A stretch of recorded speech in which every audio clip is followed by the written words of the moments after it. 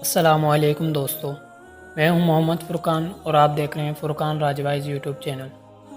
دوستو، آپ سے گزارش ہے کہ ویڈیو شروع ہونے سے پہلے چینل کو سبسکرائب کر دیں اور ساتھ میں موجود گھنٹی کے بٹن کو بھی دبا دیں۔ شروع کرتے ہیں آج کی ویڈیو۔ اکثر ایسا ہوتا ہے کہ عبادات کا معاملہ بہتر ہونے کے باوجود ہم سے بڑے بڑے گناہ سرزد ہو جاتے ہیں اور ان گناہوں پہ اکثر ہمیشہ کے اختیار کر لیتے ہیں۔ ہمیں سمجھ نہیں آ رہی ہوتی کہ ہم سے گناہ کیوں سرزد ہو رہے ہیں، اور بعض اوقات یہ کیفیت کبیرہ گناہوں تک پہنچ جاتی ہے۔ آئیے آپ سمجھتے ہیں کہ ایسی کیفیت کیوں ہوتی ہے۔ اگر ہم سمجھتے ہیں کہ ہم نماز بھی پڑھ رہے ہیں، باقی معاملات میں بھی کچھ بہتری ہے، لیکن ایک دروازہ انسانی ذہن میں ایسا ہے جس پہ بہت سے لوگ غور ہی نہیں کرتے، اور وہ دروازہ خیالات کا ہے۔ ہر طرف چوکیدار بٹھا لینے کا کیا فائدہ ہے جب خیالات کا دروازہ کھلا ہے؟ تو شیطان اس راستے سے ایسے وار کرتا ہے کہ انسان زنا کے قریب پہنچ جاتا ہے۔ آئیے آپ دیکھتے ہیں کہ شیطان واردات کیسے سر انجام دیتا ہے۔ خیالات کا دروازہ ہمیشہ تنہائی میں کھلتا ہے، یا تو بندہ اسے خود کھولتا ہے، نہیں تو پھر اسے ایک خاص ہتھوڑی سے توڑا یا کھولا جاتا ہے، اور وہ ہتھوڑی نگاہ ہے۔ جب جوانی کے ٹھاٹے مارتا ہوا لہو رگوں میں دوڑتا ہے تو انسان کے خیالات بے ہنگم ہو جاتے ہیں، انہیں قابو کرنا مشکل ہو جاتا ہے۔ بندہ کسی کے خیالوں میں گم ہونا شروع ہو جاتا ہے، اور پھر کسی کو پانے کی تمنا بڑھتی چلی جاتی ہے۔ پھر بندہ سوچتا چلا جاتا ہے، اور عجیب و غریب اور بیہودہ خیالات اسے ذہنی طور پر منتشر کرنا شروع کر دیتے ہیں، اور آہستہ آہستہ انسان گناہ کے قریب ہو جاتا ہے۔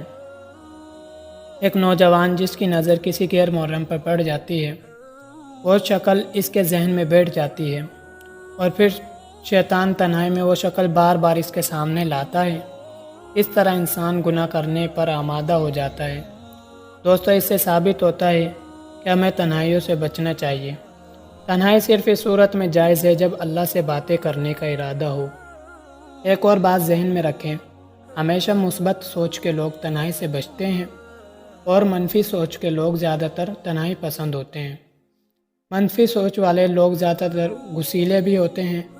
اب تنہائی میں کسی کے بارے میں نفرت آمیز الٹے سیدھے خیالات سوچتے رہنا، اور خیالوں ہی خیالوں میں لڑائی کرتے رہنا، اور جب غصے سے بھر جانا تو جیسے ہی وہ شخص سامنے آتا ہے تو پھر اسی خیالات کے ساتھ اس سے تل کلامی ہو جاتی ہے۔ تنہائی اور برے خیالات کا آپس میں گہرا تعلق ہے۔ آپ صرف اس بات کو جانچنے کے لیے اپنی ایسی تنہائی جس میں آپ ذہنی طور پر فری ہوں تو کچھ سوچیں۔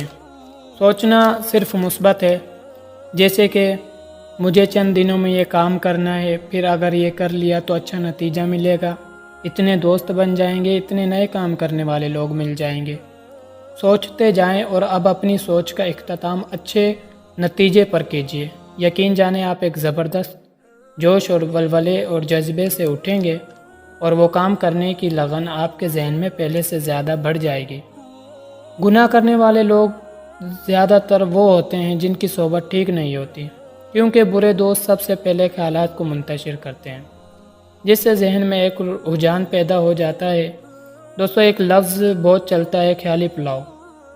آپ بھی خیالی پلاؤ بنائیں، لیکن مثبت انداز سے۔ تو اس کو بنانے اور پکانے میں کوئی حرج نہیں ہے۔ معاشرے میں خیالی پلاؤ کا لفظ اکثر برا سمجھا جاتا ہے۔ حقیقت میں جو لوگ تخلیقی سوچ رکھتے ہیں وہ اپنی تنہائیوں میں مثبت خیالی پلاؤ بناتے ہیں، جن سے نئی چیزیں اور نئے خیالات جنم لیتے ہیں جو ذہنی تحریک کو آگے بڑھانے میں مدد دیتے ہیں۔ اگر آپ کو اپنے خیالات پہ کنٹرول نہیں ہے تو اللہ کے لیے اپنے آپ کو تنہائی سے بچا لیں۔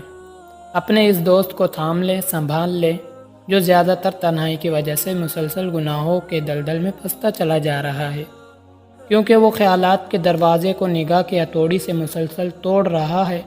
وہ اپنی نگاہ پہ قابو نہیں رکھ پا رہا۔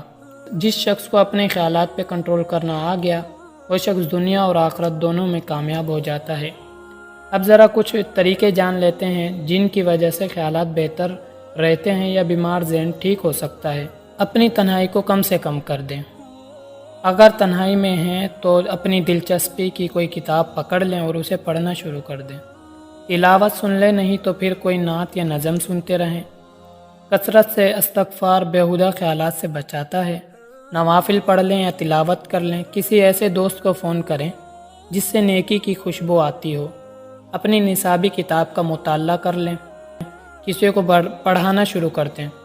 دوستو، یہ وہ باتیں ہیں جن پہ عمل کرنے کی وجہ سے ہم اپنے خیالات کو قابو میں کر لیں گے اور جلد دنیا کے ان لوگوں میں شامل ہو جائیں گے جو اپنی زندگیاں اسلام اور وطن عزیز کے لیے لگا چکے ہیں اور جن کی باتوں سے نیکی کے پھول کھلتے تھے۔ دوستو، آج ضرورت اس امر کی ہے کہ ہم اپنے آپ کو زیادہ سے زیادہ علم سے آراستہ کریں۔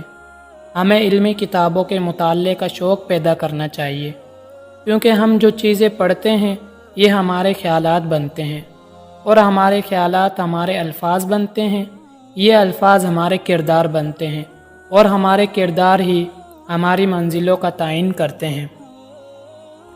دوستو، ویڈیو اچھی لگی ہے تو اسے لائک کر دیں اور کمنٹ کر کے ہماری حوصلہ افزائی بھی کر دیں۔